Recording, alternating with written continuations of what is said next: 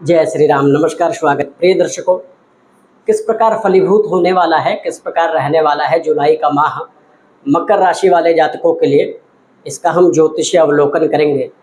प्रिय दर्शकों, जुलाई महीने में सूर्य ग्रहों के राजा शुक्र एवं मंगल, ये तीन ग्रहों का राशि परिवर्तन हो रहा है। ये अपनी अपनी राशियों का परिवर्तन करेंगे।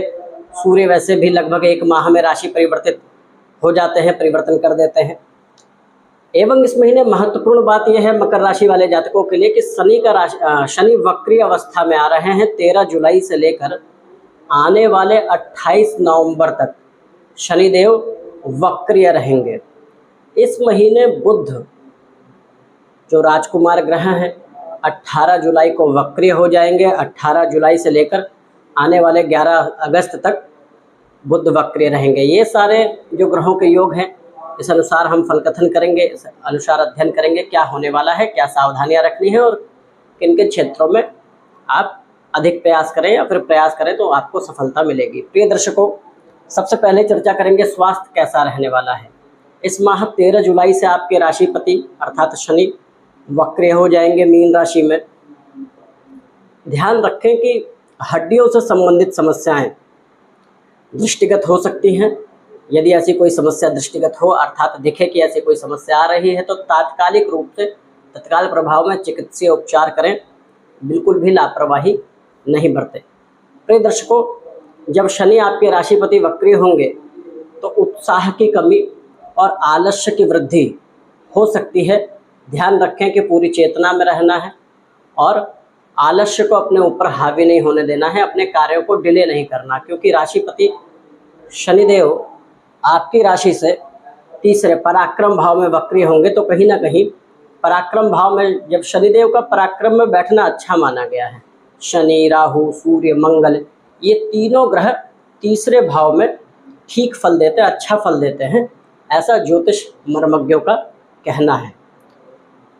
परंतु जब शनि तीसरे में वक्रीय हो जाएंगे तो ये होगा कि आपके काम करने की शक्ति को प्रभावित करेंगे। आलस्य और कामों को डिले करने की प्रवृत्ति यदि ऐसा होता है तो उसको त्याग कीजिए, उसको त्यागिए और काम समय पर पूर्ण करें। शनिदेव वक्र अवस्था में प्रभाव दे सकते हैं और स्वास्थ्य में हड्डी जनित रोगों से संबंधित थोड़ी सी सावधानी रखनी है।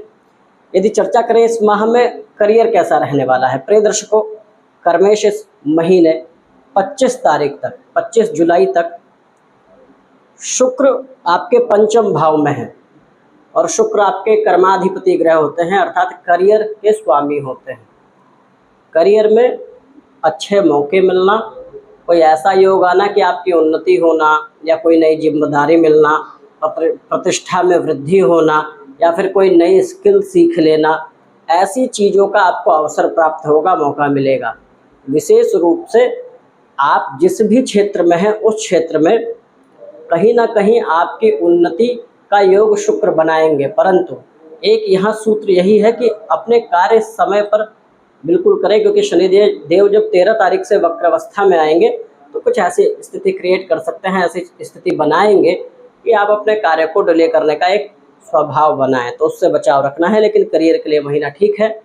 एक चीज़ पर ध्यान देना है कि आर्थिक रूप से यदि कोई योजना बना रहे हैं या व्यापार या अपने कार्य को विस्तार देने का प्रयास कर रहे हैं तो भले ही कर्मेश बलवान है, परंतु आपके लाभपति मंगल अष्टम में है मकर राशि से और केतु से पीड़ित भी हैं।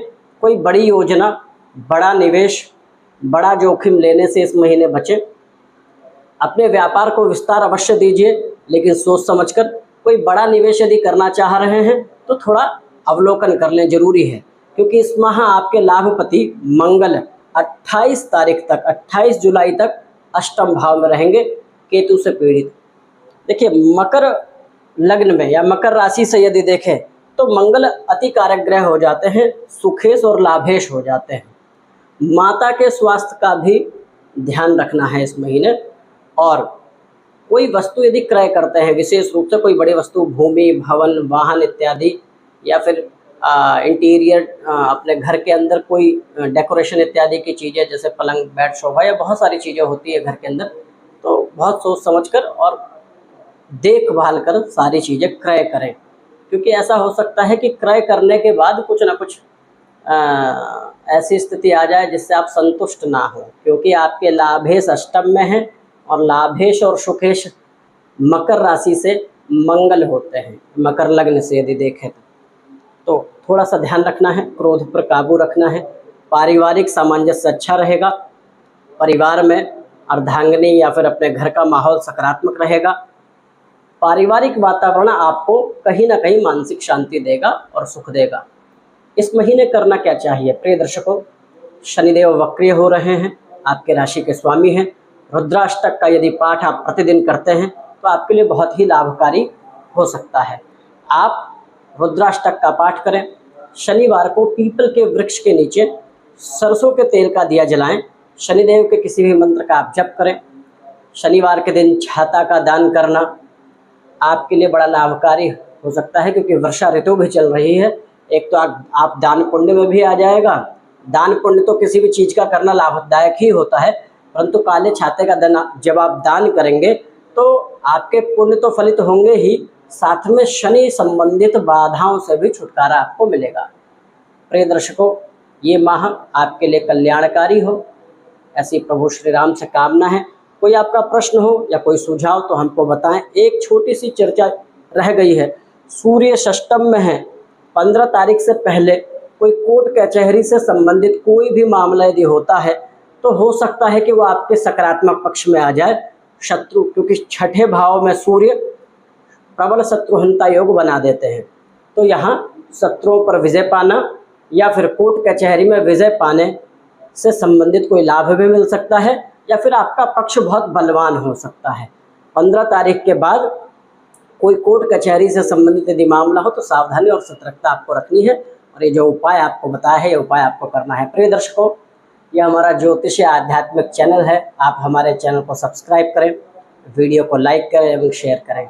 अभी के लिए धन्यवाद।